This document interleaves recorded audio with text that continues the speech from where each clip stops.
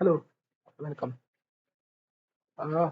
FW, Foundation of Electrical Engineering, first year diploma,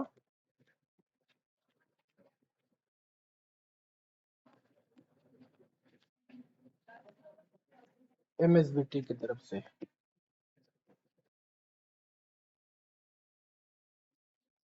इस playlist में हम FW फर्स्ट ईयर डिप्लोमा का जो सब्जेक्ट है MSBT, जो Maharashtra state board of technical education है, उनका जो एफ डबल ई नाम का सब्जेक्ट है, उसको हम लोग देख रहे हैं। पहला वीडियो हमने देखा था जिसमें हमने बस कंसेप्ट समझ ली थी कि वोल्टेज क्या है, करंट क्या है, रेजिस्टेंस क्या है। अ, आज हम लोग एक इम्पोर्टेंट टॉपिक देखेंगे। ये बहुत ही ज्यादा इम्पोर्टेंट टॉपिक है क्योंकि इस पे कई बार 4 से 6 मार्क्स के क्वेश्चन पूछे गए हैं। ओके, 4 से 6 मार्क्स के क्वेश्चन इसमें पूछे गए हैं। ये टॉपिक हमें आना ही चाहिए और बहुत ही सिंपल टॉपिक है। बस सिंपल नहीं है, बहुत ही ज्यादा सिंपल टॉपिक है। तो अभी हम लोग देखेंगे ये टॉपिक। तो ये टॉपिक क्या है?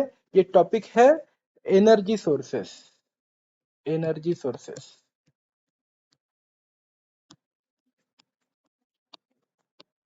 अब एनर्जी सोर्सेस में क्या है? एनर्जी सोर्सेस में है दो तरीके के सोर्सेस हमें इस टॉपिक में देखने हैं। वो है वोल्टेज सोर्स और दूसरा है करंट सोर्स।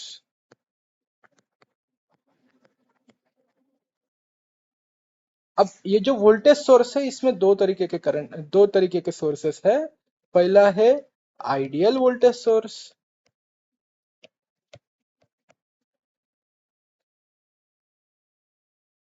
दूसरा है प्रैक्टिकल वोल्टेज सोर्स।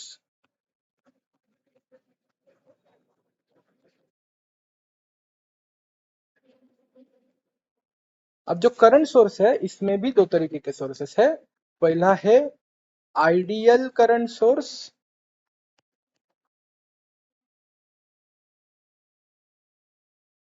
और दूसरा है प्रैक्टिकल करंट सोर्स।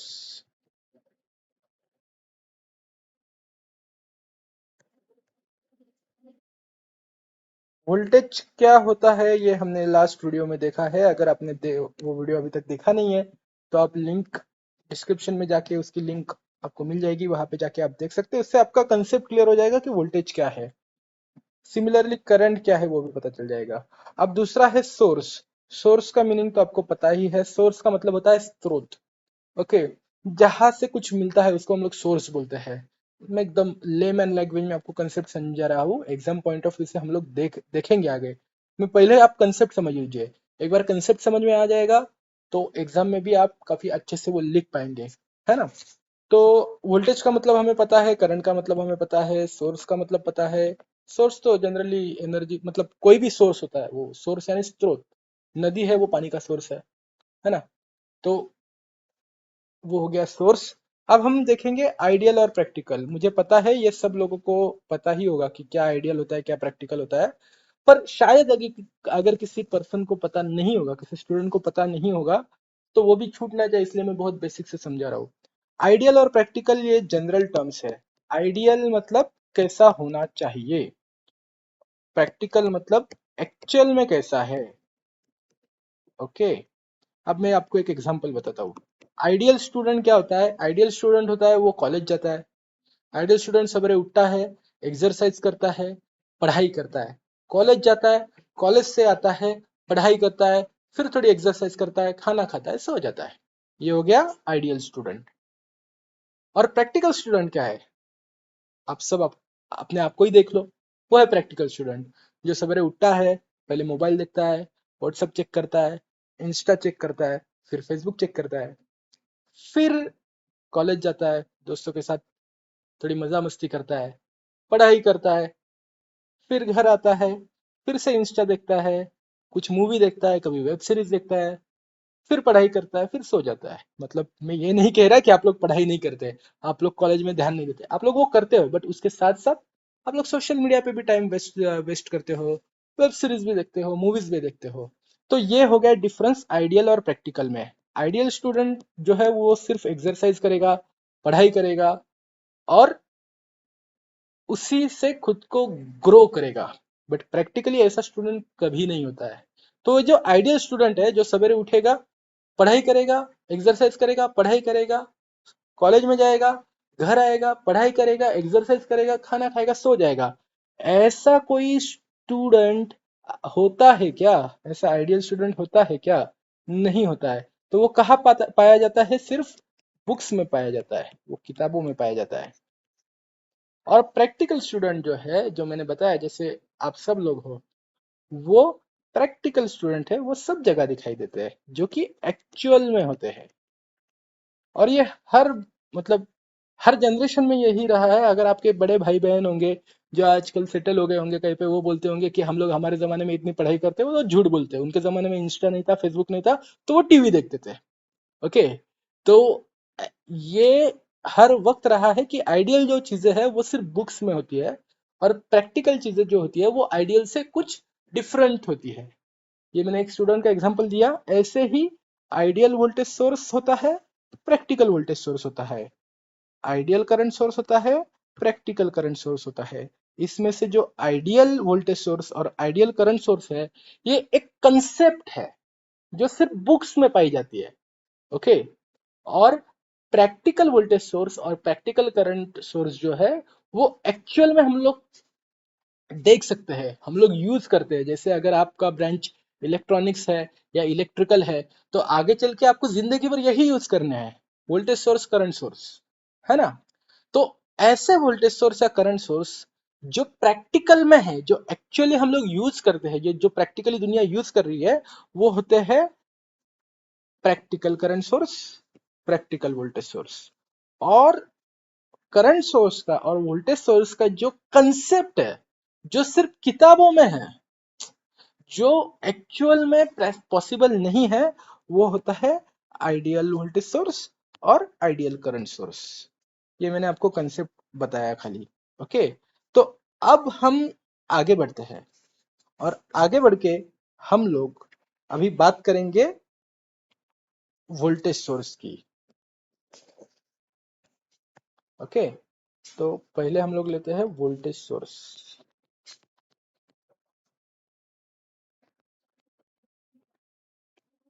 तो जो वोल्टेज सोर्स है, मैंने जैसे बताया, ये दो तरीके का है। पहला है आइडियल वोल्टेज सोर्स, दूसरा है प्रैक्टिकल वोल्टेज सोर्स। अब आइडियल वोल्टेज सोर्स क्या है, ये हम समझ लेते हैं। ओके। तो आइडियल वोल्टेज सोर्स है, इसकी हम लोग डेफिनेशन देखेंगे। ये हम लोग अभी एग्जाम पॉइंट ऑफ व्यू से भी देख रहे हैं। ओके। तो इसका अपन डेफिनेशन ऐसा बता सकते हैं, एग्जाम में कई बार पूछा गया है ये सवाल कि एक्सप्लेन वोल्टेज सोर्स या explain types of voltage source, तो इसमें आपके ये काम आएगा। तो देखिए, ये डेफिनेशन क्या है, एकदम सिंपल है। आइडियल वोल्टेज सोर्स क्या है? ये एक वोल्टेज सोर्स है, तो वही लिख लेते हैं। अब voltage source,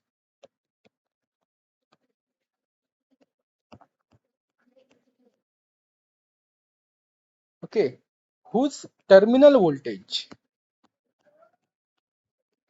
whose terminal voltage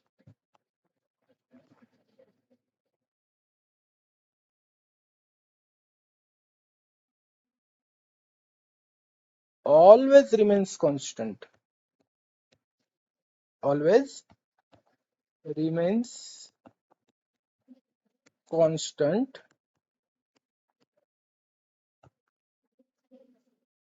for all values of load current।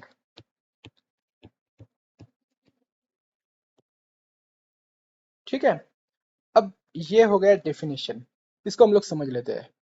तो वैसे मैंने परसों के वीडियो में बताया था, ओके, कि वोल्टेज सोर्स क्या है, करंट सोर्स क्या है, वोल्टेज सोर्स हमेशा अक्रॉस में गिना जाता है, वोल्टेज हमेशा अक्रॉस में गिना जाता है, करंट हमेशा थ्रू गिना जाता है। ओके, तो हम लोग अभी जो कुछ लोगों को जो कंफ्यूजन होगा वो दो चीजें हम लोग क्लियर कर लेते हैं कि टर्मिनल वोल्टेज क्या होता है। ओके, हमने देखा था कि जो मैं यहाँ पे लिख रहा हूँ, वोल्टेज क्या होता है, वोल्टेज होता है पोटेंशियल डिफरेंस। ठीक है, पोटेंशियल डिफरेंस होता है।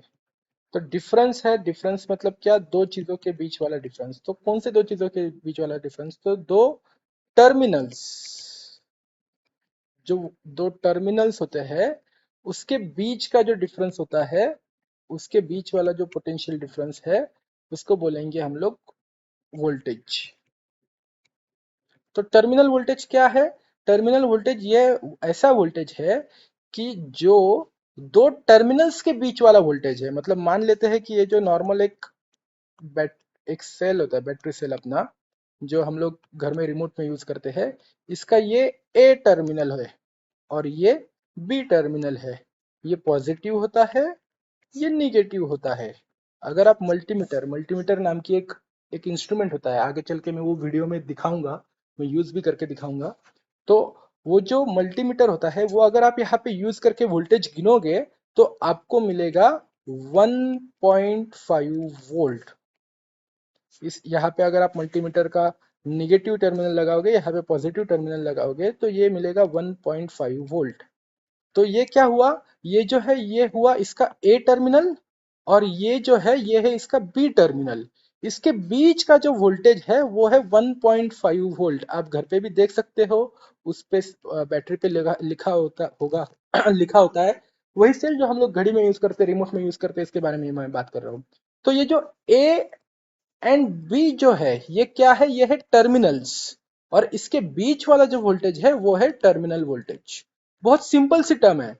किसी भी सोर्स को दो टर्मिनल होते हैं, एक पॉजिटिव एक निगेटिव, इसके बीच वाला जो वोल्टेज है, बीच वाला इन द सेंस इसके अक्रॉस का जो वोल्टेज है, ये वोल्टेज होता है टर्मिनल वोल्टेज। तो यहां तक तो आपको समझ में आया कि आइडियल वोल्टेज सोर्स क्या है। तो ये एक वोल्टेज सोर्स है हुज टर्मिनल वोल्टेज, जिसके टर्मिनल्स के बीच वाला जो वोल्टेज है वो ऑलवेज रिमेन्स कांस्टेंट, मतलब वो हर वक्त कांस्टेंट ही रहेगा, हर वक्त कांस्टेंट ही रहेगा। अब इसमें जो हर वक्त ये जो टर्म है वो क्या है, हर वक्त ये टर्म है, इसका मीनिंग है for all values of load current, for all values of load current. अब लोड करंट क्या है, तो बहुत सिंपल सी चीज है। देखो लोड क्या है ये आपको पता होगा, अगर नहीं पता होगा तो मैं थोड़ा बताना चाहूंगा। ओके, हम लोग यहाँ पे अभी आइडियल और प्रैक्टिकल ये हम लोग समझ गए, तो इसको मैं थोड़ा हटा देता हूँ ताकि थोड़ी जगह बन पाए आपको बताने के लिए। ओके, लोड यानी क्या, अगर हम लोग पंखा लगाते हैं वो एक इलेक्ट्रिकल लोड है, अगर हम लोग टीवी लगाते हैं तो वो एक इलेक्ट्रिकल लोड है। तो लोड यानी एक एप्लीकेशन जो हम लोग किसी भी इलेक्ट्रिसिटी के सोर्स को लगाते हैं उसको बोलते हैं लोड। ठीक है, अब यहाँ पे हम लोगों ने डेफिनेशन में टर्म यूज की है कि a voltage source whose terminal voltage always remains constant for all values of load current। तो लोड करंट क्या है, लोड करंट यानी ऐसा करंट जो लोड के थ्रू जाता है। हमने लास्ट वीडियो में देखा था कि करंट क्या होता है। तो वो करंट जो लोड के थ्रू फ्लो हो रहा है उसकी जो वैल्यू है उसको हम लोग बोलेंगे लोड करंट।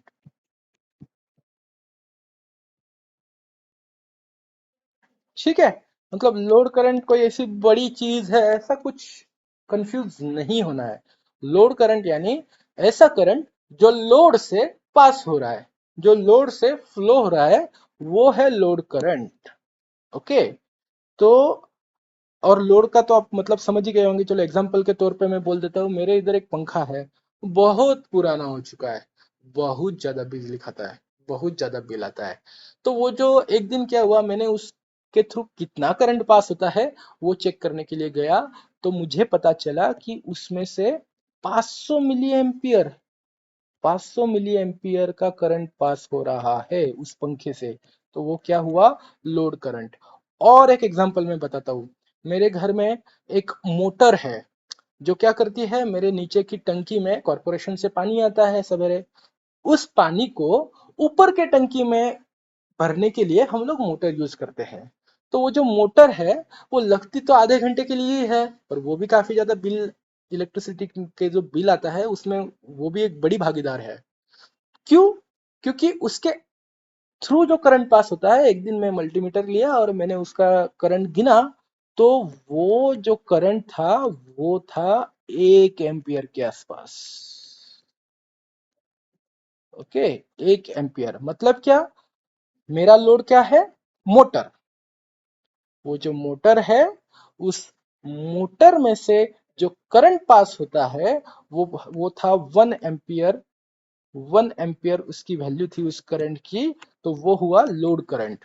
देखिए ये कंसेप्ट शायद आपको लगे कि बहुत स्लो में बता रहा हूँ, मैं स्लो इसलिए बता रहा हूँ कि कुछ स्टूडेंट को ये बहुत कंफ्यूजन होता है कि लोड करंट क्या है, टर्मिनल वोल्टेज क्या है। तो इसके लिए मैंने सिंपल भाषा में बता दिया, लोड करंट यानी लोड के थ्रू फ्लो होने वाला करंट, और लोड यानी जो सर्किट या जो भी इक्विपमेंट हम लोग सर्किट के एंड में लगाते हैं, जो एप्लीकेशन है, जो सर्किट है, जो इक्विपमेंट है, जो इंस्ट्रूमेंट है, वो है लोड। और उसके थ्रू जो करंट पास होता है वो है लोड करंट।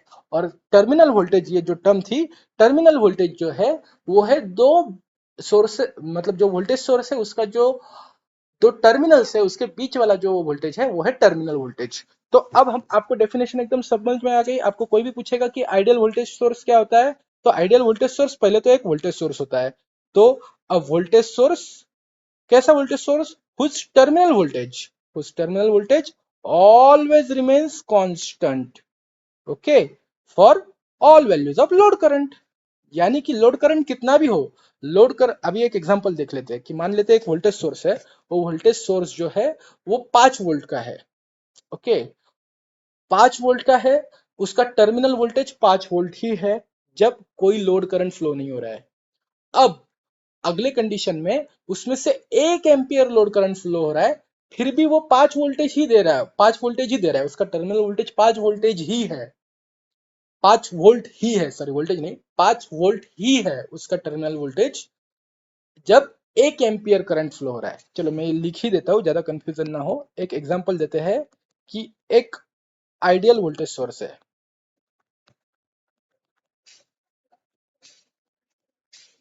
ओके, उसका टर्मिनल वोल्टेज,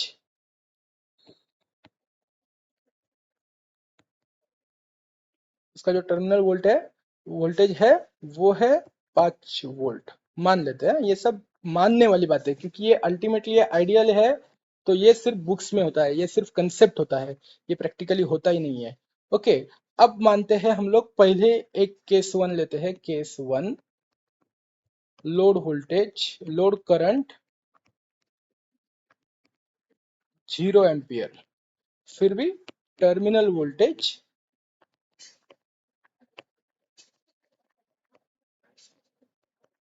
5 वोल्ट। अब लोड करंट 1 एम्पियर, फिर भी टर्मिनल वोल्टेज 5 वोल्ट। अब लोड करंट 2 एम्पियर, फिर भी टर्मिनल वोल्टेज 5 वोल्ट। ऐसे ही करते करते हम लोग आए, जैसे कि 3 3 एम्पियर, फिर भी terminal voltage 5 volt, 4 ampere, terminal voltage 5 volt. Okay, ऐसे ही करते करते आगे गए 10 एम्पियर का, फिर भी टर्मिनल वोल्टेज 5 वोल्ट है। अब इस केस में आप देखोगे ये जो लोड वोल्टेज है ये तो 0 से लेके 10 तक हुआ, 0 एम्पियर से लेके 10 एम्पियर तक वेरी हुआ। फिर भी टर्मिनल वोल्टेज जो था वो तस से मस ना हुआ, वो 5 वोल्ट का 5 वोल्ट ही रहा। मतलब क्या हुआ, वो जो टर्मिनल वोल्टेज है वो कांस्टेंट रहा for all values of load current. तो इसको बोलेंगे हम लोग ideal voltage source, ideal voltage source. Okay. अब अब एक चीज है जो आपने बुक्स में देखी होगी, पढ़ी नहीं होगी।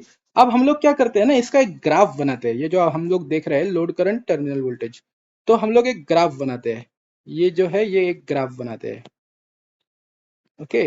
ये ग्राफ जो आपने 10वीं में पढ़ा है, 9वीं में पढ़ा है, स्कूल में पढ़ा है यार, बचपन से पढ़ा है ना, वही वाला।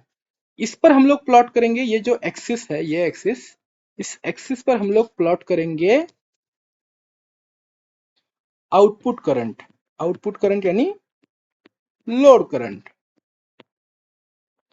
ओके। और ये जो एक्सिस है, ये जो एक्सिस है, इस पर हम लोग प्लॉट करेंगे टर्मिनल वोल्टेज।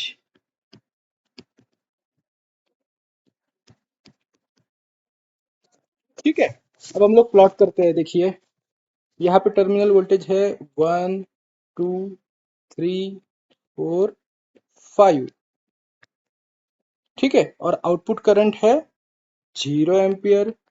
जीरो तो यहाँ पे आ जाएगा, 0 ampere, 1 ampere, 2 ampere, 3 ampere, dot dot dot dot, 8 ampere, dot dot dot dot, 10 ampere. Okay. अब हम लोग इसको वैल्यूज को प्लॉट करेंगे। जीरो के लिए कितना था, 5 वोल्ट। एक के लिए कितना था, 5 वोल्ट। दो के लिए कितना था, 5 वोल्ट। तीन के लिए कितना था, 5 वोल्ट। आठ के लिए कितना था, 5 वोल्ट। ये देखिए आप यहाँ पे देख पा रहे हैं ना, तीन के लिए कितना था, 5 वोल्ट, इसीलिए तीन के लिए 5 वोल्ट। दो के लिए कितना था, 5 वोल्ट, इसीलिए दो के लिए 5 वोल्ट। सिमिलरली 10 के लिए कितना था, 10 के लिए भी 5 वोल्ट ही था। तो अगर आप देखोगे तो ये स्ट्रेट लाइन आती है, करेक्ट। ये जो स्ट्रेट लाइन आती है, और ये हमने जो प्लॉट किया ये क्या है, ये है, ये आउटपुट करंट है यानी ये आई है, और ये टर्मिनल वोल्टेज है ये वी है। ओके। इसको हमने प्लॉट किया, तो हमें क्या मिला कि ये स्ट्रेट लाइन मिली। इस ये जो ग्राफ है इसको बोलते हैं वी आई कैरेक्टरिस्टिक्स। ये आगे बहुत सारे जगह पे वी आई कैरेक्टरिस्टिक हमें देखनी है। आगे आप डायोड पढ़ोगे उसमें भी आएगा, ट्रांजिस्टर्स पढ़ोगे उसमें भी आएगा। वी आई कैरेक्टरिस्टिक इलेक्ट्रिकल और इलेक्ट्रॉनिक्स वालों के लिए और इंस्ट्रूमेंट वालों के लिए बहुत बार आने वाला है। तो बहुत लोग कंफ्यूज होते हैं, मतलब बहुत सारे स्टूडेंट कंफ्यूज होते हैं कि ये क्या है वी आई कैरेक्टरिस्टिक। तो ये कोई रॉकेट साइंस नहीं है, बहुत बेसिक चीज है। ये ग्राफ है जिसमें करंट की वैल्यूज प्लॉट की गई और उसके अगेंस्ट वोल्टेज की वैल्यूज प्लॉट की गई। और यहाँ पे जो कि ये V था इसलिए ये V, ये I था इसलिए ये I, और ये V और I का रिलेशन इस कैरेक्टरिस्टिक से बताता है, ये ग्राफ से बताता है। इसके लिए बोलते हैं VI कैरेक्टरिस्टिक। ओके। तो अभी हमने क्या देखा, आइडियल वोल्टेज सोर्स जो था उसकी हमने डेफिनेशन देखी और उसकी VI कैरेक्टरिस्टिक देखी। आई होप मुझे आपको ये सब समझ में आया होगा। अब इसके अलावा आपको एक चीज जो है वो याद रखनी पड़ेगी। ठीक है। वो याद क्या रखनी पड़ेगी कि इसकी जो मतलब एक सर्किट डायग्राम जिसे बोल सकते हैं। ओके। सर्किट डायग्राम जिसे बोल सकते हैं, ऐसी एक डायग्राम। तो वो डायग्राम आइडियल वोल्टेज सोर्स की कैसी है वो मैं बताता हूँ। ये है वोल्टेज सोर्स, ये वोल्टेज सोर्स का सिंबल है। ओके। जिसमें ये V है, ये पॉजिटिव टर्मिनल है, ये निगेटिव टर्मिनल है। यहां से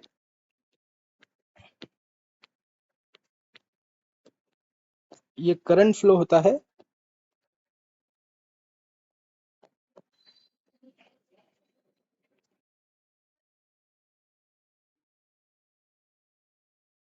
इसको आप I बोल सकते हो, ये जो करंट फ्लो होता है।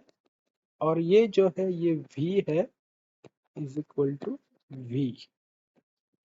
V ये हमेशा VT VT यानी टर्मिनल वोल्टेज जो है, ये देखिए पॉजिटिव टर्मिनल है, नेगेटिव टर्मिनल है, इसके बीच वाला जो है वो हमेशा कांस्टेंट है। ओके, ये हो गई सर्किट डायग्राम। अब ये सर्किट डायग्राम आपको रट्टा मार लेनी है, ठीक है ना। ओके, ये V है एक सिंपल, इसका टर्मिनल वोल्टेज जो है वो कांस्टेंट है, इसीलिए VT is equal to V, और ये करंट फ्लो हो रहा है। तो आपको जब एग्जाम में पूछा जाएगा कि एक्सप्लेन आइडियल वोल्टेज सोर्स, तो आपको क्या क्या करना है, आइडियल वोल्टेज सोर्स का ये डेफिनेशन लिखना है, जो कि बहुत ही सिंपल है। आप कंसेप्ट याद रखोगे तो बहुत ही सिंपल याद रहेगा। कैसे याद रखना है, तो आइडियल वोल्टेज सोर्स है वो क्या है, एक वोल्टेज सोर्स है हुज टर्मिनल वोल्टेज, ये VT यानी टर्मिनल वोल्टेज जो है वो always remains constant for all values of load current. Okay, ये हो गई इसकी डेफिनेशन, ये लिखना है, ये डायग्राम निकालना है, ये पहला डायग्राम निकालना है। ओके, इसमें एक्सप्लेन कर देना आप कि ये जो दिख रहा है ये है वोल्टेज सोर्स का, जो ये वोल्टेज है इसका ये पॉजिटिव टर्मिनल है, इसका निगेटिव टर्मिनल है, इसके अक्रॉस हमेशा हमें VT is equal to V ही मिलेगा for all values of current. ये नीचे लिख देना। इसके बाद ये दूसरी डायग्राम निकाल देना, जो है ये VI कैरेक्टरिस्टिक। आप चाहो तो एग्जाम्पल के तौर पर ये भी एक्सप्लेन कर देना अगर आपको टाइम मिले तो। ओके, तो ये हो गया आपका आइडियल वोल्टेज सोर्स। हालांकि एक चीज मैं बता दूं, ये आप बुक्स में आप एग्जाम में लिख भी सकते हो, नहीं भी लिखा तो भी चलेगा, कि ideal voltage source does not exist practically.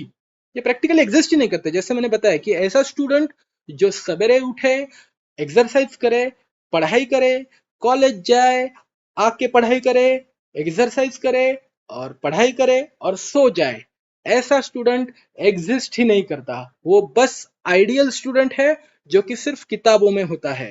Practical student Insta देखेगा, प्रैक्टिकल स्टूडेंट सोशल मीडिया देखेगा, प्रैक्टिकल स्टूडेंट मूवीज देखेगा, प्रैक्टिकल स्टूडेंट वेब सीरीज देखेगा, और उसके साथ साथ वो पढ़ाई भी करेगा, एक्सरसाइज भी करेगा, खेल कूद भी करेगा। तो वो प्रैक्टिकल स्टूडेंट होता है। सिमिलर फैशन में ये जो आइडियल वोल्टेज सोर्स है, ये आइडियल वोल्टेज सोर्स ये कंसेप्ट है सिर्फ, और ये किताबों में है। अभी हम लोग अगला देखेंगे, प्रैक्टिकल वोल्टेज सोर्स। इस पेज की जगह तो खत्म हो गई है, तो मैं एक अगले पेज पे चलता हूँ, अगले पेज पे मैं एक्सप्लेन करूंगा। ओके, अब हम लोग देखते हैं प्रैक्टिकल वोल्टेज सोर्स। मुझे पता है शायद ये वीडियो थोड़ा लंबा हो रहा है और आप लोग शायद थोड़ा बोर हो रहे होंगे, पर ये कंसेप्ट में समझाना चाहता हूँ, ये आप एक बार समझ लीजिए, जिंदगी भर भूलोगे नहीं। और ये एक इंपॉर्टेंट टॉपिक है, इस पर कई बार एग्जाम में क्वेश्चन पूछ चुके हैं। ओके, तो अब हम लोग क्या देखते हैं, पहले प्रैक्टिकल वोल्टेज सोर्स, इसकी हम लोग डेफिनेशन देख लेते हैं बॉस, है ना। तो डेफिनेशन क्या है, डेफिनेशन तो एकदम सिंपल है। प्रैक्टिकल वोल्टेज सोर्स क्या है, और वोल्टेज सोर्स, ये तो वोल्टेज सोर्स ही रहेगा। Okay, voltage source.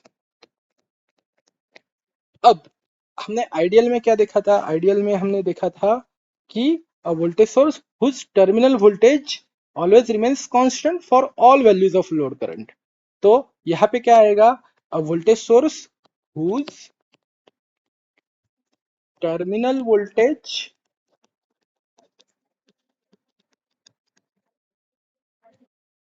Varies.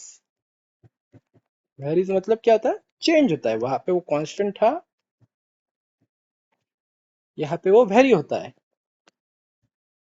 As value of load current varies. जैसे लोड करंट चेंज होगा, वैसे वोल्टेज चेंज होगा, टर्मिनल वोल्टेज चेंज होगा। इसको बोलते हैं practical voltage source, practical voltage source. Okay, अब अब ये तो डेफिनेशन हो गया। अब ये रिलेशन जनरली कैसा होता है वो मैं बताता हूँ, कि जनरली ये रिलेशन ऐसा होता है, as output load current, output current यानी load current, as output current या load current increases, terminal voltage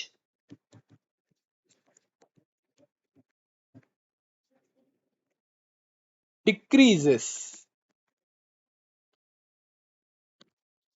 Okay, terminal voltage decreases. एकदम सिंपल है ना। तो ये क्यों होता है ऐसा? ओके, ये जो टर्मिनल वोल्टेज डिक्रीज होता है यानी ड्रॉप होता है, ये क्यों होता है? दिस डिक्रीज इन वोल्टेज या voltage drop is due to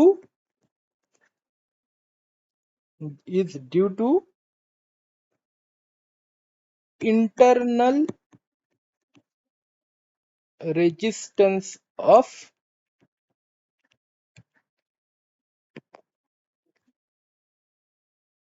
voltage source।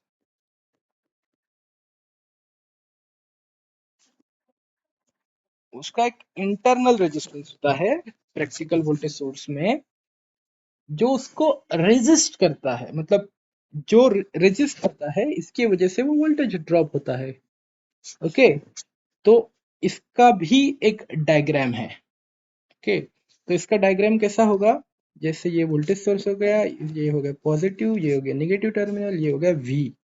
Okay, अब इसमें आएंगे तो ये एक इंटरनल रेजिस्टेंस है और ये है आई,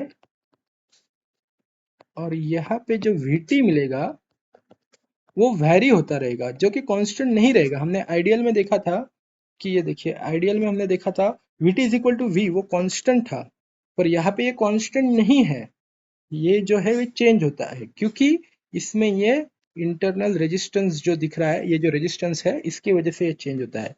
तो ये जो इंटरनल रेजिस्टेंस है, ये सीरीज वाला रेजिस्टेंस है, तो इसके लिए इसको हम लोग नाम दे देंगे RSE। अच्छा, ये आपको सीरीज और पैरेलल वाली कंसेप्ट पता है क्या? तो स्कूल्स में पढ़ा है हमने, बट फिर भी अगर किसी को कंफ्यूजन है तो मैं बता देता हूँ। कहाँ पे बताया जाए, कहाँ पे बताया जाए, चलो यहाँ पे बताते हैं। कोई भी दो टर्मिनल की जो चीजें हैं, मतलब जैसे रेजिस्टेंस ले लेते हैं हम लोग, रेजिस्टेंस ऐसे दिखाते हैं, इसका ये हो गया ए टर्मिनल, ये हो गया बी टर्मिनल, ठीक है, ये रेजिस्टेंस है ए टर्मिनल बी टर्मिनल। सिमिलरली ऐसे कैपेसिटर भी आता है, इसका भी ए टर्मिनल बी टर्मिनल, इंडक्टर भी आएगा ए टर्मिनल बी टर्मिनल। मतलब ऐसा कोई भी इक्विपमेंट है जिसके दो टर्मिनल है, इसको हम लोग सीरीज और पैरेलल में लगाते हैं जब, तब क्या होता है, सीरीज में जब लगाते हैं ना, सीरीज में जब लगाते हैं तब एक मतलब सेकंड टर्मिनल, या कोई भी ले सकते हैं, बट मैं यहाँ पे एग्जांपल के तौर पे लेता हूँ second terminal of first equipment. अब फर्स्ट इक्विपमेंट, यहाँ पे मैं एग्जांपल के तौर पे रजिस्टर लेता हूँ, first register is connected to first terminal of second equipment, second resistance. मतलब अगर दो रेजिस्टेंस है, इसको अगर हमें सीरीज में लगाना है, तो इसका ये मान लेते हैं ये पहला टर्मिनल है, ये दूसरा टर्मिनल है, और ये है R1। अब इसका जो यहाँ पे जैसे हमने लिखा था सेकंड टर्मिनल, ये है second terminal of first resistance, R1 is a first resistance, इसका जो सेकंड टर्मिनल है, ये अगर सेकंड वाला रेजिस्टेंस है, ये सेकंड वाला रेजिस्टेंस का फर्स्ट टर्मिनल, ये हो गया फर्स्ट टर्मिनल, सेकंड वाले रजिस्टर का ये हो गया R2, ये सेकंड वाला रेजिस्टेंस है। इसको मतलब एक ही टर्मिनल अगर दोनों का ज्वाइन किया हुआ है तो उसको बोलेंगे सीरीज। वेरएज अगर दो रजिस्टर पैरेलल में है तो उसके दोनों टर्मिनल एक दूसरे को रहेंगे पर अटैच। ये रहा इसका पहला टर्मिनल, ये हो गया R1, ये रहा इसका दूसरा टर्मिनल, जो कनेक्टेड होगा पहला टर्मिनल ऑफ R2 और दूसरा टर्मिनल ऑफ R2, तो ये हो गए पैरेलल। तो ये सीरीज और पैरेलल है। तो यहाँ पे आप देख सकते हैं ये जो वोल्टेज सोर्स है, इसका जो ये पॉजिटिव टर्मिनल है, ये इसके एक ही टर्मिनल को कनेक्टेड है दोनों, और दूसरा टर्मिनल जो है वो आगे है, ओके, तो हमने क्या जाना कि जब एक ही टर्मिनल एक दूसरे से कनेक्टेड हो तब वो रहता है सीरीज में। तो यहाँ पे ये जो रेजिस्टेंस है, इंटरनल रेजिस्टेंस है वोल्टेज का, वो है सीरीज में, इसीलिए इसको लिखा एस ई फॉर सीरीज। ये देखिए जो सीरीज है इसका स्टार्टिंग का दो लेटर क्या है, एस ई, इसीलिए ये लिखा है RSE। तो ये इसका डायग्राम है। देखो ये ऐसा डायग्राम इसका क्यों है, ये इसकी पूरी थ्योरी है जो आगे चल के मैं आपको बताऊंगा, बट अभी मैं अगर वो बताने लगूंगा तो शायद आप लोग कंफ्यूज हो जाएंगे, और मैं नहीं चाहता कि आप लोग कंफ्यूज हो, तो इसीलिए इसको रट लो आप। प्रैक्टिकल वोल्टेज सर्किट की जो डायग्राम है ये ऐसी है, ये आप रट लो। अब देखो आपको मैं अगर पूछूंगा, आपको अगर बोलूं मैं कि ए कैसा होता है निकाल के बताओ, तो आप ऐसा निकालोगे। बी कैसा होता है ये ड्रॉ करके बताओ, तो ये आप बी ऐसा ड्रॉ करोगे। क्यों? क्योंकि ये स्कूल में पढ़ा हुआ है। आपने, हम लोग वहां पे पूछे क्या कि ऐसा बी ऐसा ही, बी ऐसा ही क्यों है, ऐसा क्यों नहीं है? नहीं है, हमें टीचर ने पढ़ाया ये ए है, ये बी है। ए निकालना है तो एक ऐसी लाइन निकालिए, दूसरी ऐसी लाइन निकालिए, बीच में लाइन मारिए, ये हो गया ए। यानी क्या, हम लोगों को कुछ चीजें याद करनी पड़ती है, कुछ चीजें रट्टा मारनी पड़ती है। इनमें से ये चीज आप अभी के लिए रट्टा मार लो, ये ऐसा क्यों है ये मैं आगे आपको बताऊंगा, बट अभी के लिए ये रट्टा मार लो कि प्रैक्टिकल वोल्टेज सोर्स की जो डायग्राम है वो यही है। अब हम लोग इसका भी एक वी कैरेक्टरिस्टिक देख लेते हैं। वी कैरेक्टरिस्टिक में क्या है कि एक मान लेते हैं कि लोड करंट जो है, लोड करंट 0 है, तब VT, टर्मिनल वोल्टेज 5 वोल्ट है। जैसे जैसे लोड करंट बढ़ता जाएगा, लोड करंट मान लेते 1 एम्पियर हो गया, तो जो VT है वो 4.9 हो गया, फिर 2 हो गया तो 4.8 हो गया। जैसे कि हमने पढ़ा था कि as output load current increases, terminal voltage decreases. देखिए जैसे जैसे ये लोड करंट बढ़ रहा है, टर्मिनल वोल्टेज कम हो रहा है। ओके, ऐसे सिमिलर फैशन में हम लोग जाएंगे तो 10 एम्पियर पे आएंगे तो VT रहेगा, मान लेते हैं 4.1। ये सब हाइपोथेटिकल है, मतलब ये जस्ट दिखाने के लिए है। और अगर हम लोग इसको, अगर इस पे प्लॉट करेंगे हम लोग,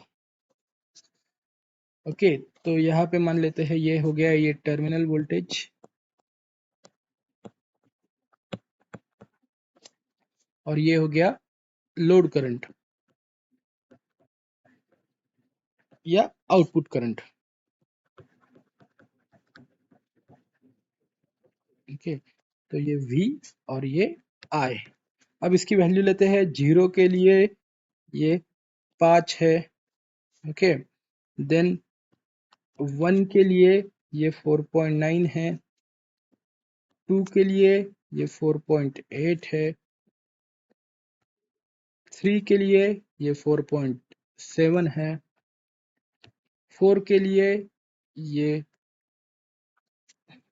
4.6 है, सिमिलरली 10 के लिए ये 4.1 है। तो अगर हम लोग इसको ड्रॉ करेंगे तो ये ऐसी वी आई कैरेक्टरिस्टिक बनेगी। ये अगेन जैसे last ideal current, ideal voltage source के टाइम देखा था कि ये है V और ये है I, इसलिए ये जो कैरेक्टरिस्टिक बनी है ये बन गई VI। ओके, तो जब आपको पूछा जाएगा कि प्रैक्टिकल वोल्टेज सोर्स क्या है, तब आप ये डेफिनेशन लिख दीजिए।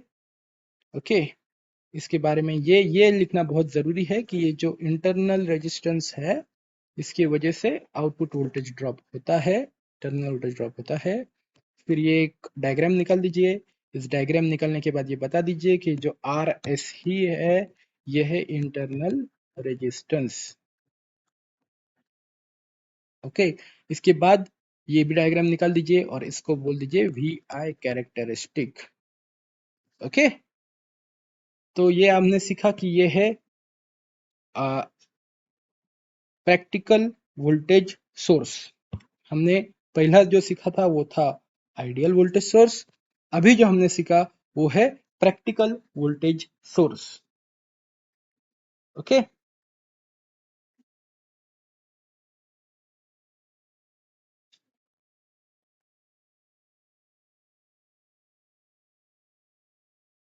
अब हम लोग आगे बढ़ेंगे। अब इस डायग्राम में हम लोग आते हैं फिर से, अगर तो हम देखते हैं हमने क्या स्टार्ट किया, एनर्जी सोर्सेस। एनर्जी सोर्सेस में हमने वोल्टेज सोर्स देखा, ideal voltage source, practical voltage source. अब हम लोग देखेंगे करंट सोर्स और उसमें आइडियल और प्रैक्टिकल। ओके, तो मुझे लगता है कि इसकी जगह पे हम लोग नए पेज पे ही शुरुआत करते हैं। अब हम लोग चलते हैं करंट सोर्स की तरफ। करंट सोर्स, करंट सोर्स में पहला है आइडियल, दूसरा है प्रैक्टिकल। तो अब हम लोग पहला देख लेते हैं आइडियल करंट सोर्स। अब आइडियल करंट सोर्स क्या है कि, चलो पहले हम लोग डेफिनेशन देख लेते हैं इसकी। इसकी डेफिनेशन ये रहेगी कि आइडियल करंट सोर्स क्या होगा। तो ये एक करंट सोर्स होगा, अ करंट सोर्स।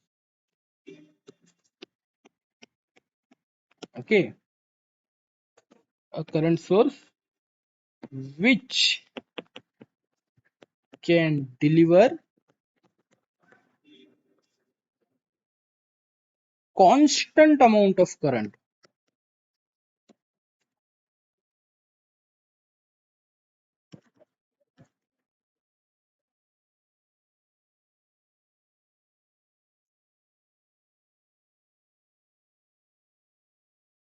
आप समझ रहे हो ना, a current source which can deliver constant amount of current for for all values of load resistance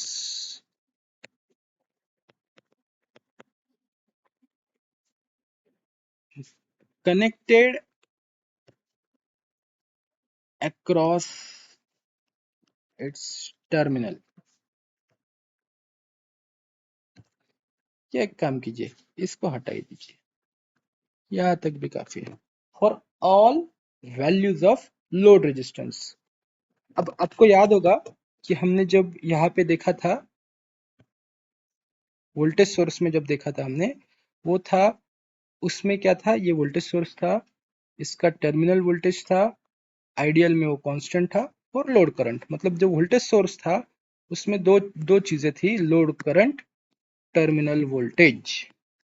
okay, voltage source में क्या था, terminal voltage, load current. Current sources में क्या है, current, resistance, load resistance. Okay, current और load resistance. अब और एक चीज हम लोग देख लेते हैं कि आइडियल में क्या था, कांस्टेंट था, टर्मिनल वोल्टेज जो था वो था वो है कांस्टेंट। और यहाँ पे आइडियल करंट सोर्स में भी ये कांस्टेंट है। ओके, तो ये डेफिनेशन हो गई कि एक करंट सोर्स क्या है, एक ऐसा करंट सोर्स है जो कांस्टेंट अमाउंट ऑफ करंट देगा, चाहे लोड रेजिस्टेंस की वैल्यू कुछ भी हो। लोड रेजिस्टेंस की वैल्यू कुछ भी हो, उसके लिए वो कांस्टेंट करंट देगा। उसको बोलते हैं,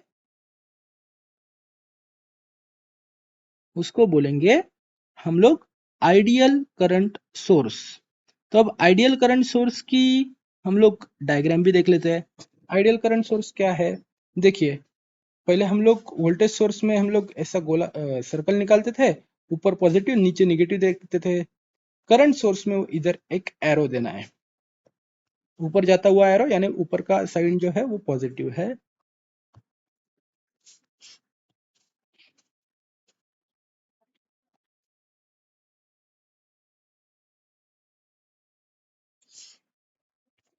यहाँ पे देखिए, ये जो लोड करंट है इसके लिए यहाँ पे लिखा है कि आई एल। ओके,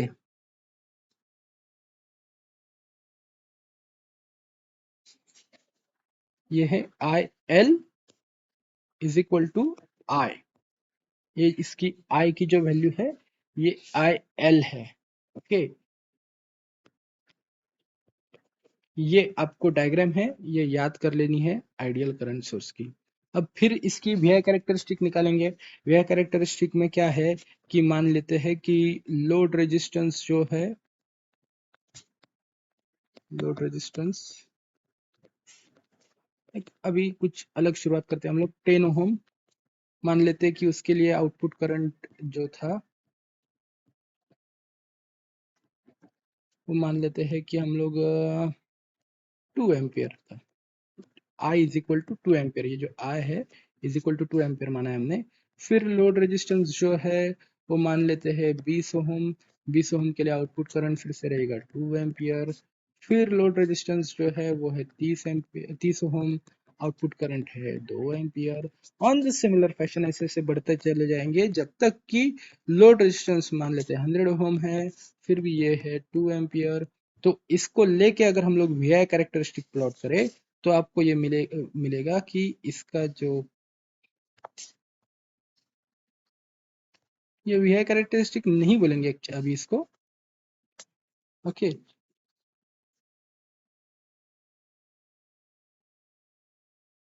ये नीचे हम लोग लोड रेजिस्टेंस की वैल्यू प्लॉट करेंगे। लोड रेजिस्टेंस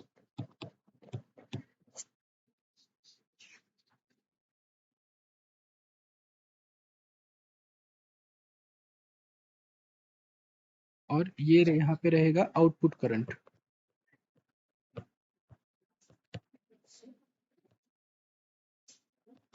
तो आउटपुट करंट जो है वो यहाँ पे 2 एम्पियर ही है। यहाँ पे हम लोग प्लॉट करेंगे, ये मान लेते हैं 10 ओम है, 20 ओम है, सबके लिए ये वैल्यू इन शॉर्ट कॉन्स्टेंट है। ये है 2 एम्पियर की। तो ये बन गई हमारी कैरेक्टरिस्टिक, ये भी आपको ड्रॉ करनी है। इसको आई आर कैरेक्टरिस्टिक बोल सकते हैं। ये है आई और ये है आर, है ना। तो आई आर कैरेक्टरिस्टिक बोल सकते हैं इसको। तो ये हो गई output current versus load resistance characteristic. ये कांस्टेंट है, तो आपको एग्जाम में पूछेंगे तो आपको ये what is ideal current source, ये डेफिनेशन देना है, ये डायग्राम निकालना है, और ये वी आई कैरेक्टर, वी आई नहीं यार, फिर से वही मुंह में बैठ गया मेरा, आई आर कैरेक्टरिस्टिक प्लॉट करना है। अब अब हमने जो देखा था ये आइडियल करंट सोर्स था। आइडियल करंट सोर्स का मतलब समझ गए ना आप, कि लोड रेजिस्टेंस की वैल्यू कुछ भी हो, कुछ भी हो, जो करंट देता है वो करंट सेम ही देगा। उसकी वैल्यू कांस्टेंट जितनी थी उतनी ही रहेगी, बिल्कुल चेंज नहीं होगी। तो उसको हम लोग बोलेंगे करंट सोर्स। एक ऐसा करंट सोर्स जो आउटपुट लोड रेजिस्टेंस की वैल्यू कितनी भी रहे सेम करंट देगा, कांस्टेंट करंट देगा, उसको हम लोग बोलेंगे आइडियल करंट सोर्स। ओके, अब हम लोग आगे बढ़ते हैं, जो है प्रैक्टिकल करंट सोर्स।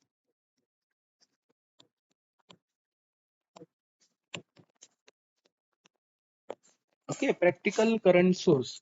तो प्रैक्टिकल करंट सोर्स क्या है, इससे ही देख लेते हैं हम लोग।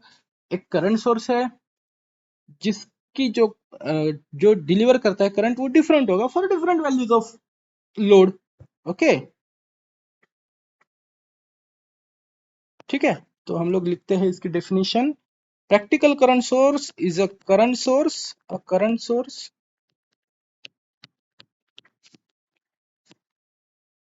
which delivers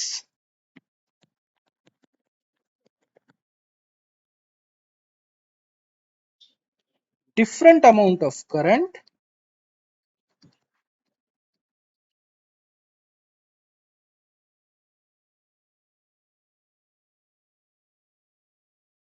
for different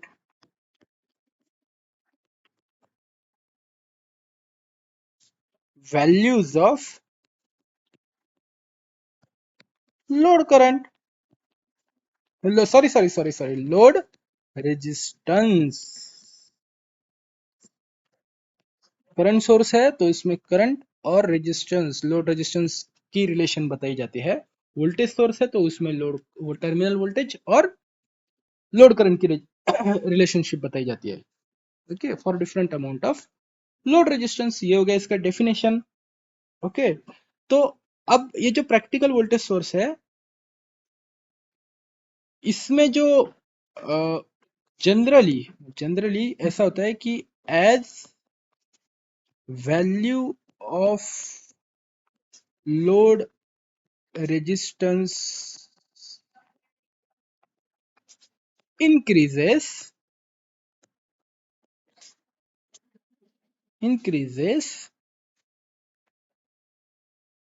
the amount of current delivered by source decreases। जैसे जैसे लोड रेजिस्टेंस बढ़ता जाएगा करंट कम होता जाएगा। तो ऐसा क्यों होता है, तो वो भी लिख देना है कि it is due to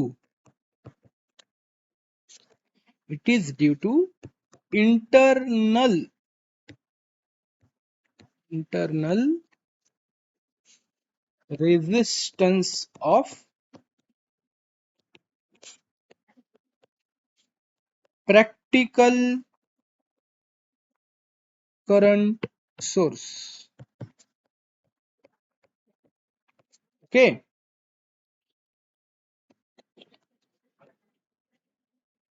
internal resistance जो होता है एक प्रैक्टिकल करंट सोर्स में, उसके वजह से जैसे लोड रेजिस्टेंस की वैल्यू बढ़ेगी, करंट जो डिलीवर हो रहा है वो कम होते जाएगा।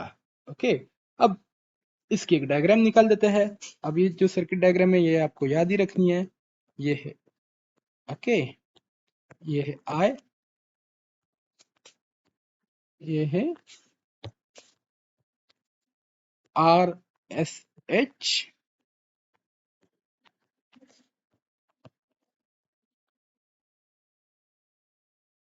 ओके, और ये है आई एल।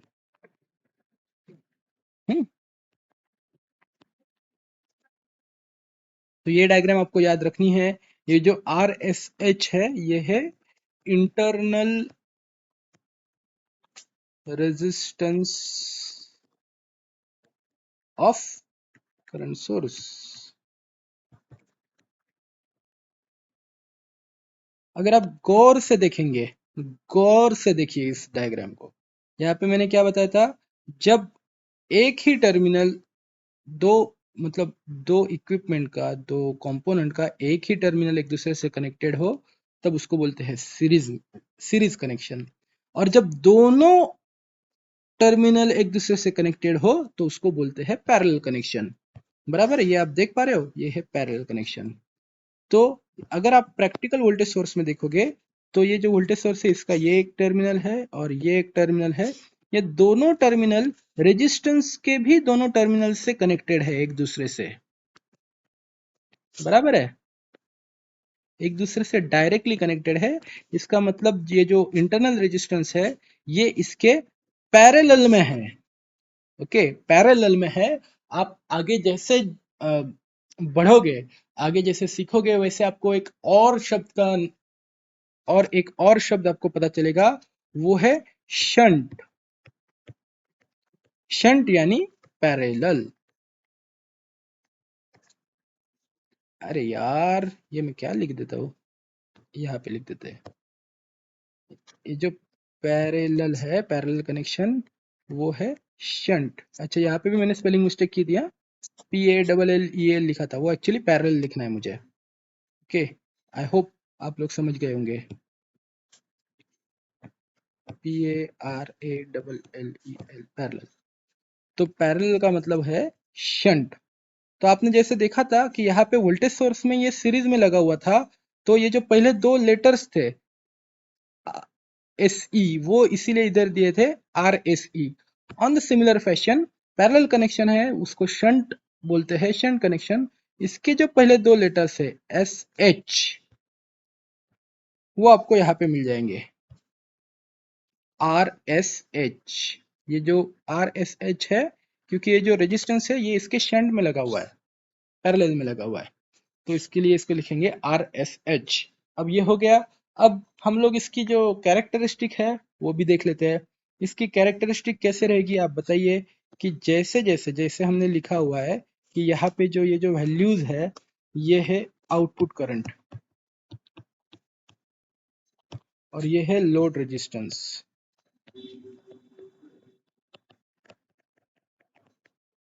ओके, तो जैसे जैसे जैसे हमने, अभी आप तो समझ गए होंगे इसको, कैरेक्टरिस्टिक को प्लॉट कैसे करना है। हमने आइडियल वोल्टेज सोर्स में देखा, हमने प्रैक्टिकल वोल्टेज सोर्स में देखा, आइडियल करंट सोर्स में देखा। वैसे ही कि मान लेते हैं कि लोड रेजिस्टेंस जो है वो जब 10 ओम था, तब लोड करंट 2 एम्पियर था मान लेते हैं। जब वो 20 ओम हुआ तब लोड करंट 1.9 एम्पियर हुआ। जब वो 30 ओम हुआ तब वो 1.8 एम्पियर हुआ। जब वो 40 ओम हुआ तब वो 1.7 एम्पियर हुआ। और इसकी वैल्यूज को अगर हम लोग प्लॉट करें, मान लेते हैं यहाँ पे हम लोग 10 ओम है, यहाँ पे 20 ओम है, यहाँ पे 30 ओम है, 40 ओम है, यहाँ पे 50 ओम है, एंड सो ऑन। जैसे कि यहाँ पे आते आते हम लोग 100 ओम में आए, तब तक वो 1.1 एम्पियर हुआ। इतना ड्रास्टिकली कम नहीं होता है, हाँ, बट ये हम लोग एक एग्जाम्पल के तौर पे आपको समझ जाए इसके लिए हम लोग मैं बता रहा हूँ। तो ये हो गया 2 एम्पियर। तो हमने इसकी वैल्यूज जब प्लॉट की, तब हमने देखा कि ये यहाँ पर है, फिर यहाँ पर है, फिर यहाँ पर है, फिर यहाँ पर है। तो ऐसे ऐसे ऐसे ऐसे ऐसे इसकी वैल्यू कम होती जा रही है। ये हो गया आपका characteristic of output current versus load resistance. Okay, diagram में ये वैल्यूज लिखना नहीं, ये मैं जस्ट आपको समझ जाने के लिए बता रहा हूँ। तो ये हो गई आपकी ये डायग्राम। तो आपको जब पूछा जाएगा एग्जाम में कि एक्सप्लेन करंट सोर्सेस, तब आपको लिखना है कि ये current sources are of two type, one is ideal current source, another is practical current source. Ideal current source में लिखोगे current source which can deliver constant amount of current for all values of load resistance. फिर आप ये diagram निकालोगे, circuit diagram, और ये characteristic निकालोगे। Okay, आगे नीचे एक चीज लिख भी सकते हो कि ideal voltage source are not are not practically possible. Okay, okay, then practical voltage source में आप आओगे, सॉरी प्रैक्टिकल करंट सोर्स में पाओगे। प्रैक्टिकल करंट सोर्स में a current source which delivers different amount of current for different values of load resistance. Okay, उसके बाद लिखोगे as the value of load resistance increases, the amount of current deliver by source decreases, it is due to internal resistance of practical current source. फिर ये diagram निकालोगे। Okay, ये diagram आपको याद ही रखनी पड़ेगी, याद रख लीजिए। लिख दोगे कि where R S H is equal to internal resistance of current source. फिर ये कैरेक्टरिस्टिक निकालोगे। इसके आगे एक लाइन आप लिख सकते हो कि all the current source which are used in industry are practical current source, एक लिख दोगे। तो मोस्टली इस पे थ्योरेटिकल क्वेश्चन आते हैं, ये जो थ्योरेटिकल क्वेश्चन आते हैं ये इतने ही आते हैं। अब एक बहुत इंपॉर्टेंट चीज हम लोग पढ़ने जा रहे हैं, जिसके साथ ये वीडियो जो है ये हम लोग समाप्त करेंगे।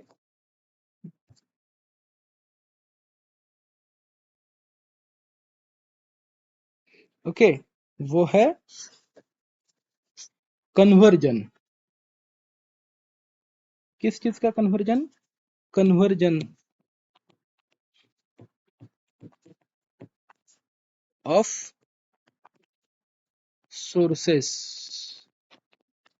मतलब इसमें पहला है practical voltage source to practical current source.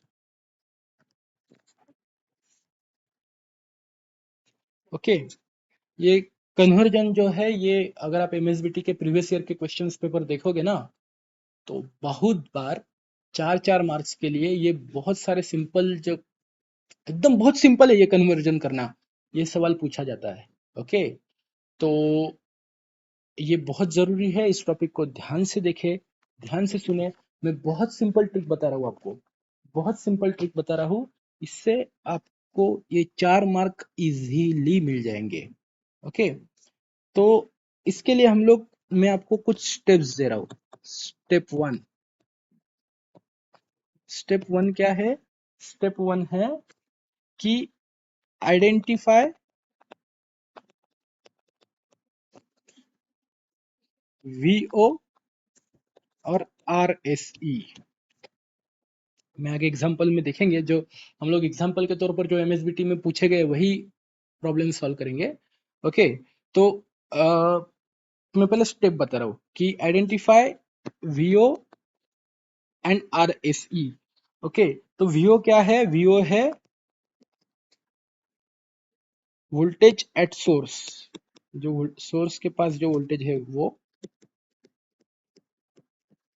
और RSE क्या है? जैसे कि हमने देखा था कि वो है इंटरनल रेजिस्टेंस। मतलब आपको एक डायग्राम दी जाती है और बोला जाता है कि ये एक प्रैक्टिकल वोल्टेज सोर्स है, इसको करंट सोर्स में कन्वर्ट करो। तो उस डायग्राम से आपको पहली स्टेप है कि ये दोनों जानने हैं कि VO कितना है, VO कितना है और RSE कितना है। ठीक है, ये पहली स्टेप है। इसकी वैल्यू आप लिख लोगे इज इक्वल टू जो भी वोल्टेज है वो। अब स्टेप 2 है I को कैलकुलेट करे, I यानी करंट को कैलकुलेट करे। तो अब क्या हिंदी में लिखूं या इंग्लिश में लिखूं? चलो इंग्लिश में ही लिख देता हूँ, हिंदी तो आप सुन ही रहे। Calculate current, that is I।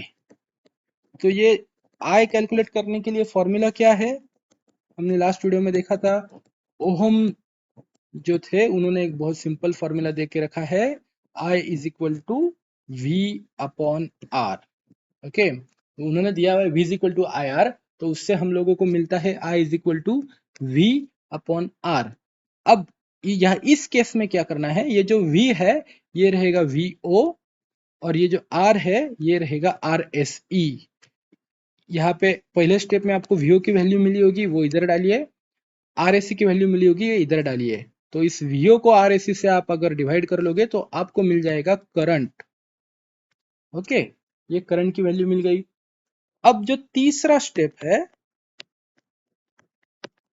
वो तीसरा स्टेप है एक सर्किट बनाइए। किस चीज का सर्किट बनाना है? तो ये जो हम लोग कर रहे हैं, ये हम लोग वोल्टेज सोर्स को प्रैक्टिकल सोर्स में कन्वर्ट कर रहे हैं। मैंने आपको थोड़ी देर पहले ही बोला कि ये जो सोर्सेस के जो सर्किट है ये पूरे रट्टा मार लो, पूरे रट्टा मार लो, ये बहुत मार्क देंगे आपको, है ना? तो एक सर्किट ड्रॉ किया जाए। क्या करे? Draw the circuit, draw the circuit of practical current source, practical current source का एक सर्किट ड्रॉ करें। उसमें ओके, अब उसमें याद रखना है कि प्रैक्टिकल करंट सोर्स में जो है वो पैरेलल में आता है, रेजिस्टेंस आर शंट आता है। तो उसमें जो एरो जो होगा, जो मतलब एरो जो होगा वो ऊपर जाएगा, वो जहाँ पे वोल्टेज जो पॉजिटिव था वहां पे उस डायरेक्शन में ही ऊपर जाएगा। जैसे यहाँ पे दिए हुए वोल्टेज सोर्स में अगर ऊपर का टर्मिनल पॉजिटिव था तो ये ऊपर एरो जाएगा, और अगर ऊपर निगेटिव था, नीचे पॉजिटिव था, तो ये उल्टा जाएगा। हालांकि डिप्लोमा लेवल पे ये केस का क्वेश्चन आज तक पूछा गया नहीं है, तो मैं ये हटा देता हूँ। बस एरो का ध्यान रखिए कि जो आपको वोल्टेज सोर्स दिया गया है एग्जाम में, उस वोल्टेज सोर्स का पॉजिटिव पॉइंट जहां पर होगा उसी पॉइंट की तरफ ये एरो प्लॉट करना। तो एक प्रैक्टिकल करंट सोर्स निकाल लीजिए। प्रैक्टिकल करंट सोर्स की डायग्राम आपने देखी है, ये है प्रैक्टिकल करंट सोर्स की डायग्राम।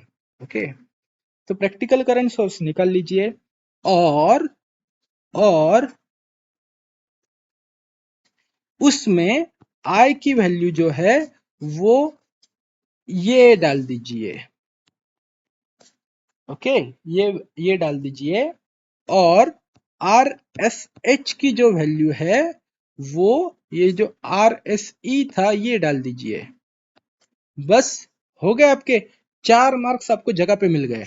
ओके, तो अब हम लोग एग्जाम्पल देखते हैं कि कैसे कैलकुलेट करना है, क्योंकि ये बहुत बार पूछा गया है, बहुत बार पूछा गया है। और मैं नहीं चाहता कि मेरे स्टूडेंट्स ये जो अगर इस बार पूछा जाए एमएसबीटी में तो इसका आधा मार्क भी कम मिले इनको। मैं तो चाहता हूं कि एफडब्ल्यू के आप सारे वीडियो अगर ध्यान से देखोगे तो आप पूरा 70 में से 70 मार्क्स आप पा सकते हो। ठीक है, तो हम लोग एक क्वेश्चन देखेंगे। मैं क्वेश्चन ढूंढ रहा हूँ, मैं पुराने क्वेश्चन पेपर अभी देख रहा हूँ कि ये कहाँ का है, कौन सा है। चलो 14, 15, 16, 14, 15, 16, 16, 14, 15, 16।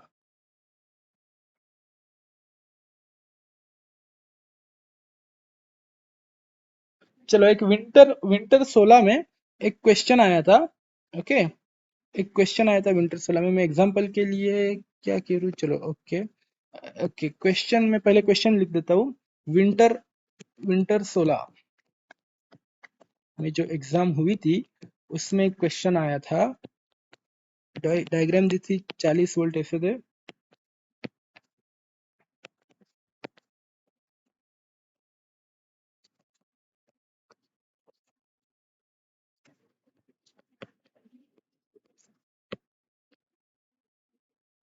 ओके, और लिखा था convert the given voltage source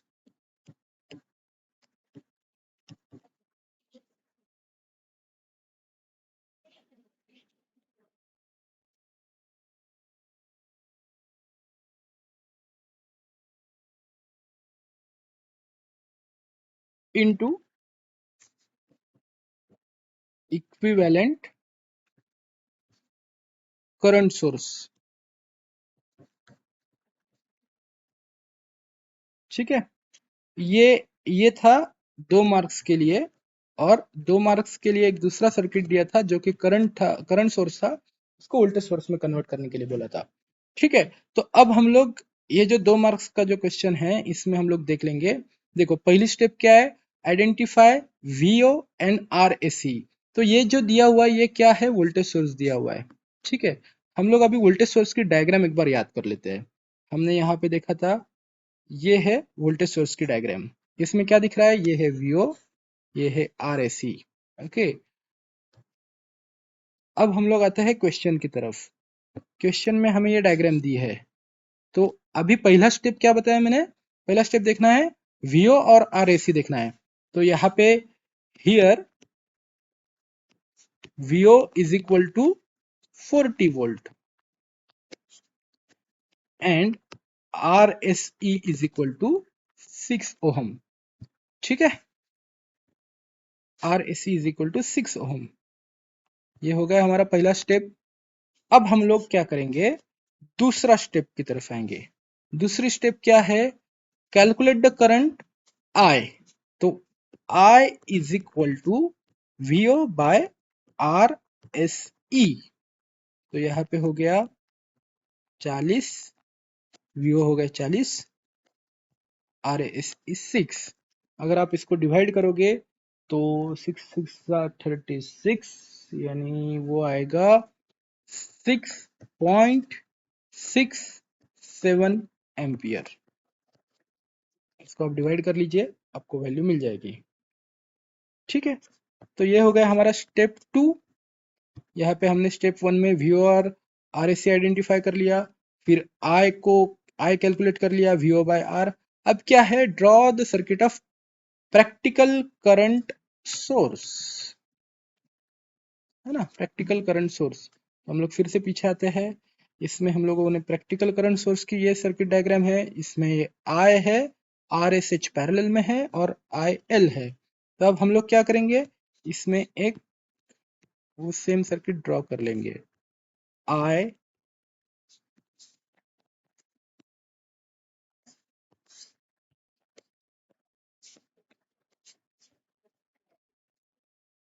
okay.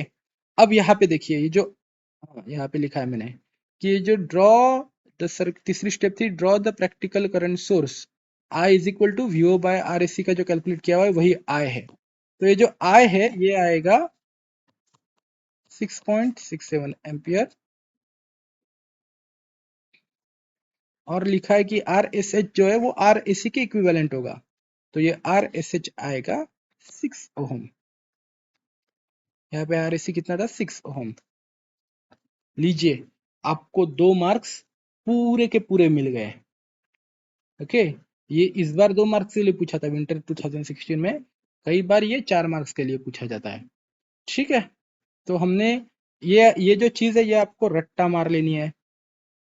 मैंने वैसे समझाया भी है, इसमें कुछ डिफिकल्ट है नहीं, बट फिर भी नहीं समझता है तो इसे रट्टा मार लो, 2-3 बार पढ़ो, ये मार्क्स आपके फिक्स हो जाएंगे। ओके। अब इसमें कई सारे एग्जाम्पल है, मतलब ये विंटर 16 में पूछा है, वैसे कई सारे एग्जाम्स में पूछा गया है। इसको इसको हम लोग देखेंगे आगे। हम लोग एक प्रैक्टिस क्वेश्चन पेपर निकालेंगे, उसमें भी मैं ये सारे पॉइंट्स कवर करूंगा। ये वीडियो लंबा ना हो इसके लिए मैं अभी आगे जाता हूँ, एक ही एग्जाम्पल बता के आगे मैं इस पे आपका रिवीजन जब लूंगा तब उस पे मैं आगे और एग्जाम्पल शेयर करूंगा। अब हमने क्या देखा कि प्रैक्टिकल वोल्टेज सोर्स को करंट सोर्स में कन्वर्ट करने की ये स्टेप्स देखी।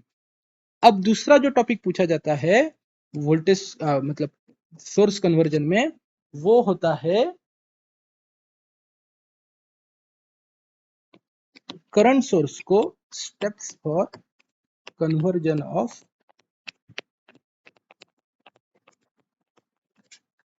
Current source to voltage source.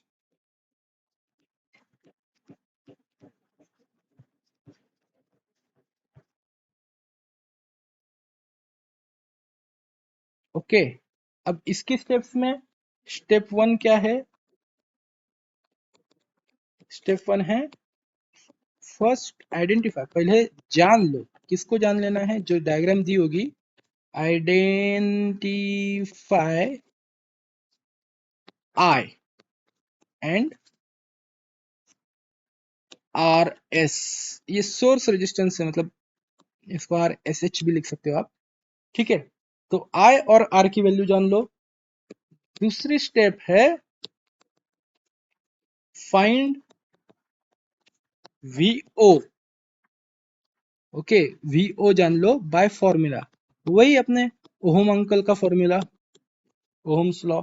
क्या है? V is equal to I R. अब इस केस में ये VO है, इसलिए VO is equal to I into R S या R S H. R source का रेजिस्टेंस, या जो श्रेणी में लिखा है वो वाला रेजिस्टेंस, यहाँ पे हम लोग सोर्स रेजिस्टेंस ले लेते हैं। ये फॉर्मूला है, इसको जान लो। स्टेप 3 है draw the circuit diagram of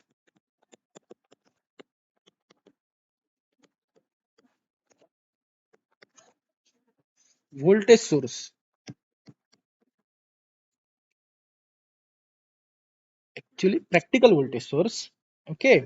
और उसमें VO और आर एस की वैल्यू डाल दीजिए। VO कहाँ से लेंगे आप? यहाँ से लेंगे। और आर एस कहाँ से लेंगे? यहाँ से लेंगे। ओके। एकदम सिंपल स्टेप है, 3 स्टेप, 4 मार्क्स आपके। अब हम लोग वही जो विंटर 2016 में जो पूछा गया था उसी क्वेश्चन को हम लोग देखेंगे। तो एग्जाम्पल के तौर पे दिया गया है विंटर 2016 में जो आया था वो एक क्वेश्चन लेते हैं। उसमें क्या था, एक करंट सोर्स दिया था, ये 30 एम्पियर था।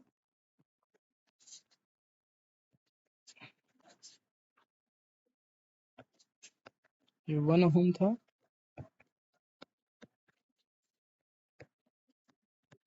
ये ए भी था। और बोला गया था कि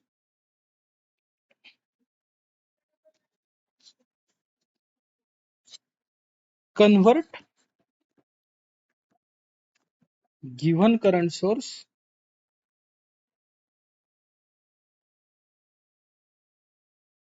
into its equivalent voltage source. चलिए देखते हैं अपन। स्टेप 1 क्या करना है? First identify I and S H. यहाँ पे आई इज इक्वल टू क्या है? 30 एम्पियर है। आर इज इक्वल टू क्या है? 1 ओम है। ठीक है, पहला था ये ये है आई, ये है आर एस एच। ठीक है। अब दूसरा स्टेप क्या है? Therefore VO is equal to, VO क्या रहेगा? I into R is equal to 30 into 1 is equal to 30 volt. Okay. अब तीसरा स्टेप क्या क्या बोला गया है?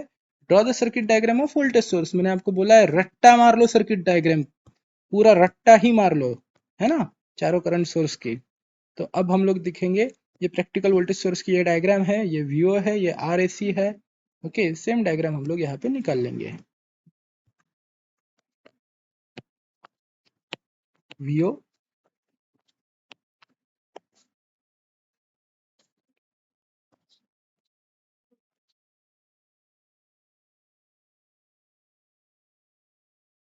ओके, अब VO is equal to what, 30 volt, जो हमने कैलकुलेट किया है वो 30 वोल्ट। और ये जो रेजिस्टेंस है ये रहेगा 1 ओम का। यहाँ पे टर्मिनल ऊपर का पॉजिटिव, नीचे का नेगेटिव। देखिए, हो गए आपके 2 मार्क्स। ये यहाँ पे विंटर 2016 में ये 2 मार्क्स को पूछा गया है, बट कई बार ये 4 मार्क्स को पूछा गया है। ओके, तो आज का लेक्चर मैं यहाँ पे खत्म कर रहा हूँ। मैं फिर से रिपीट करूंगा कि हम लोग आगे जब प्रैक्टिस सेशन लेंगे, उस प्रैक्टिस सेशन में हम सारे के सारे एग्जाम्पल जो बुक्स में दिए हुए हैं वो भी इसके रिपीट करेंगे। ये वीडियो काफी लंबा हो गया, तो अब अगर आपको कुछ इसमें डाउट है तो आप कमेंट सेक्शन में पूछ सकते हो। आगे जाके हम लोग और भी चीजें इसमें देखेंगे। और ऐसे ही पूरे सब्जेक्ट को सीखने के लिए हमारे चैनल को सब्सक्राइब जरूर करें और दोस्तों को भी शेयर करें। धन्यवाद।